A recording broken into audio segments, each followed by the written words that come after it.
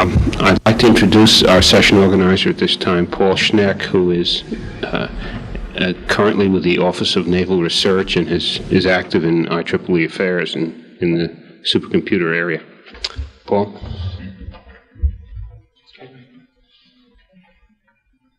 Thank you, Harlow, and welcome again, and good evening. It's a pleasure for me to be here associated with this distinguished group. Since you have their background information, we'll start in directly. What I'd like to do is ask each of our speakers to talk about 15 minutes and to then cover only questions of understanding, if possible. Since we're talking about a single topic, it would probably be best then to give everyone an opportunity collectively after we talk to go over the discussions. We'll start off first with Dr. Sidney Fernbach, who's a consultant who's been active in this area a long time. Thank you. I am going to try to give you a perspective of supercomputers. First, I'd like to define what we mean by a supercomputer, just for the sake of argument. There's a lot of confusion in this country in recent years because of the Japanese fifth generation effort. The Japanese have two projects which are major in the amount of money being spent. One of them is in the idea of developing highest performance scientific computers, and that's what we mean by supercomputers. They have a second project which they call the Japanese fifth generation, and the idea there is to develop highly advanced machines which are using artificial intelligence to advance the state of the art of logic and communication.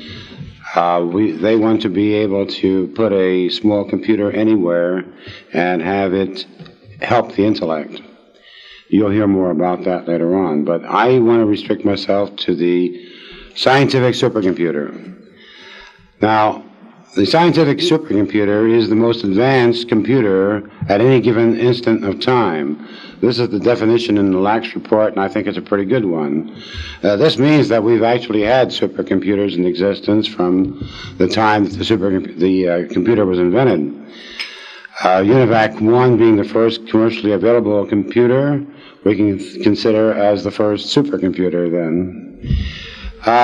Computers grew by gaining performance by changing component technology, by new algorithms and new techniques of architecture. And we are now at the limit, or close to the limit of performance for what we think of as a sequential machine, the machine that will execute instructions sequentially, one after the other. This is the so-called von Neumann machine. Because the speed of light restricts us to very, very small devices if we want to gain performance, the fact that we have to make connections between chips actually keeps us from gaining orders of magnitude of performance. Unless we can put the entire computer on a single chip, we will not be able to develop supercomputers in the same manner. We will have to find new techniques, new architectures. We've been doing that for the last 10 years or so. I like to think of also think of the machines as being divided into classes and instead of generations. For example, I classify a machine of the 1969 vintage, the 7600 built by Control Data Corporation, or the IBM 370-195 as Class 4 machines. These were the highest performance machines of their day, capable of several million operations per second, floating point operations per second. These were followed by a series of experimental machines, the ILIAC 4, the Star 100 by Control Data, the Texas Instrument ASC, or Advanced Scientific Computer. These were strange in that the ILIAC 4, for example, had 64 processors, supposedly operating in parallel with each other on a single job to gain a performance factor of 64 to 1. The STAR and the ASC each used another technique called pipelining, which allowed a parallel set of operations to occur. The data streaming through the arithmetic unit in pairs of operands allowed for a pair to have an operation performed in one portion of the pipe, the arithmetic pipe, and then this would be followed through various segments of that pipe, so that by the time the pipe was filled, you'd be streaming operational results back into the memory. And one was able to gain, depending on the segmentation, again, an order of magnitude improvement in performance. So these machines were unique.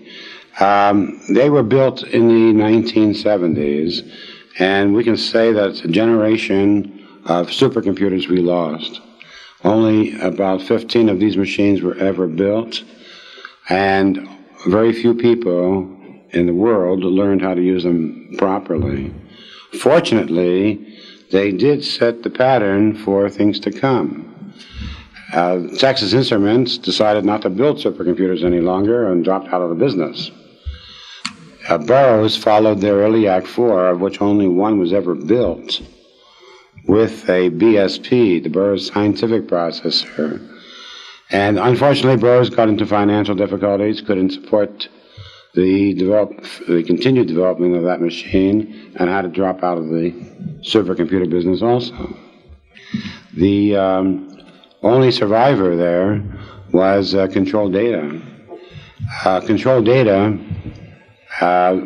had built the Star 100 and decided to play around with advances over the Star 100. In the meantime, Seymour Cray, who had been working with Control Data and was responsible for the 6600, 7600, and then 8600, which never saw the light of day, for Control Data, left that company and started his own company in 1972 and built a Cray 1, which turned out to be a vector machine also, a pipeline machine. That became available in 1976. And after many struggles in trying to sell the machine, he convinced the Department of Energy to acquire one, and it turned out to be a great boon for the supercomputer industry. It was all revived in 1976-77 when that machine was purchased and became a prototype for about 60 or 70 Cray 1s that are now installed. This gave heart to Control Data, which then went ahead and completed the design for its Cyber 203 and 205, and now there are about 20 of the Cyber series machines also installed. At the present time, then, we have about 80 or so supercomputers installed of the modern variety. These are machines that were built since 1976. And they are doing a tremendous job, mostly for government. About 50-60% of them are installed in government. Back in the 1960s or early 70s, when the Class 4 machine was in operation, these were, again, mostly used in government for weapons programs, for meteorology. And in this country, none of them were used in the universities. They were too expensive. Our government, in all its wisdom, decided not to support these large fangled machines for universities in the 1970s. So we saw a decadent period from 1970 almost through 1980 when the universities were deprived of large-scale computing and had to use mini-computers. And when we really didn't have enough courage to build the supercomputers that we are building today. Today, then, where are we going? It turns out that it's very difficult to continue this race for developing supercomputers and gaining factors of more than, say, 2, 4 per year. It's very difficult to gain a factor of 5, even in 5 years. The investment is very high, and our understanding of the architectures is not good enough to allow us to proceed in any orderly fashion. Today, we find that there are about 3 companies in this country trying to build the supercomputers for the 1986-87 time frame.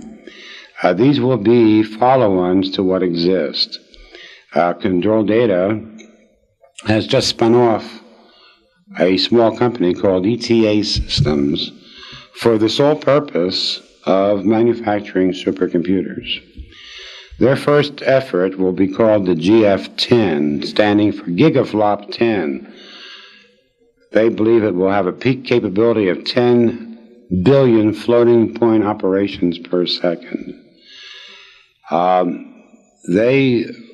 This machine will also have 256 million words of memory.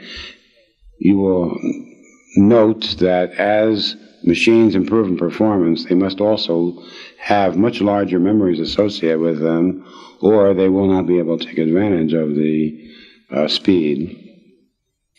A second machine that is being worked on is the Cray 3. I don't mention the Cray 2 because that was sort of the prototype for the Cray 3. The Cray 3 will be the first gallium arsenide machine to be manufactured in this country. Cray has decided that there is no way that he can gain much performance by sticking with silicon. He would like to build a machine which has a 1 nanosecond cycle time in order to gain a considerable factor over existing machines today. I might also say that both these machines, the one being built by ETA Systems and Cray, are multiprocessors. Multiprocessors are a combination of CPUs, perhaps 2, 4, 8, or many more, which work together or can be made to work together on a single job. They believe that it's possible to gain a factor of 8 in performance by having 8 machines help solve a single problem. That's easily said, but I'm not sure that it's easily proved that you can get as much as a factor of 8. Operations per second. Again, it will be available in the 1986-87 time frame. Now, one of the problems with these supercomputers is that software has been very, very poor for most supercomputers. We find that we've been using perhaps 100 of these machines. I believe that we would be using thousands of them if the user did not know that it was a supercomputer. If he could just easily get access to the machine and run his job. To me, a computer is a computer, and it's the software that makes the difference.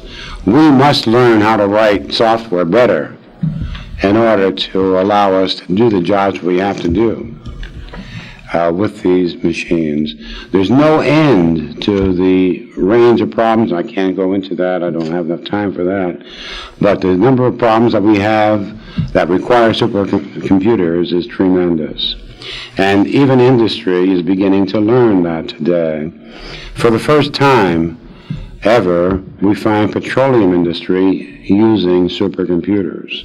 And this was the major commercial organization or industrial organization that was going to get into the supercomputer business.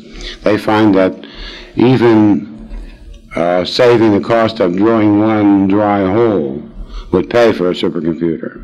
So that there's a tremendous payoff in using them, and their needs are very high. Some companies even have more than one supercomputer at the present time.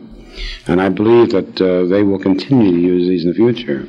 The electronics industry is finding that there's a tremendous need for supercomputers to do integrated circuit design, to design computers themselves. And they're beginning to use these in quantity. The automotive industry has now moved in to the use of supercomputers, and both General Motors and Chrysler have recently obtained theirs. Ford is soon to follow. The aeronautics industry is using supercomputers and has for a long time. But Boeing, for example, has found that there's savings in fuel by simply providing lower weight planes, which can be computed through the use of supercomputers, has paid off for the use of these supercomputers. So industry is beginning to wake up. I think that industry eventually will be the dominant user of supercomputers. But until then, I find that the government has to help support the supercomputer development in this country, especially if we're to stay number one in the development of computers. There are other countries beginning to catch up with us. The Japanese, for example, have recently delivered 2 supercomputers of their own. And there's a third manufacturer in Japan building one which would be ready for delivery in 1985. Incidentally, they are using software techniques that we don't even use in this country, but which we developed here, to make those machines seem more powerful than ours. And in the recent benchmarks that have been run, their machines have been outperforming ours by a factor of 2 to 1. This may not all be real, but in any case, it just shows that those with a mind to it can really build these machines and make effective use of them. They do get support from their government. I don't believe that we support our machines as well as we should. There have been a number of studies recently as to what ought to be done about this. In particular, IEEE had a study group which recommended that the government buy supercomputers from manufacturers, say 3 or 4 years in advance of their being constructed, write the specifications, and urge that they build computers that would operate, say, 10 times faster than anything operates today, and promise that we will buy them. When the Japanese build their supercomputers, both Fujitsu and Hitachi have 4 sites to which to deliver their machines before they even get off the ground, and the government pays for those machines. So we can help at a minimum by providing that sort of capability. I think that that's about all the time I have to say anything, and thank you.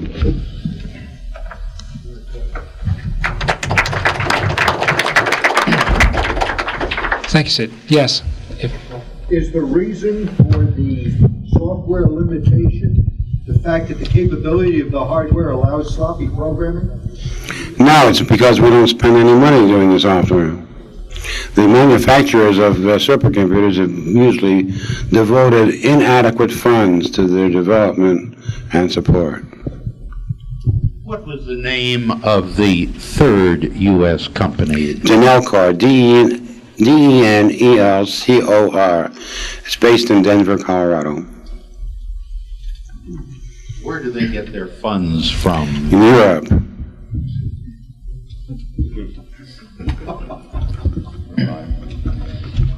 Thank you for that introduction to the scene. As you heard Dr. Fernbach mention, the largest customers for supercomputers are the governments, not only the U.S. government, and within the U.S. government, the largest customer is the Department of Energy. Our next speaker is Dr. Alvin Trivelpiece, the Director of the Office of Energy Research from the Department of Energy. Dr. Trivelpiece.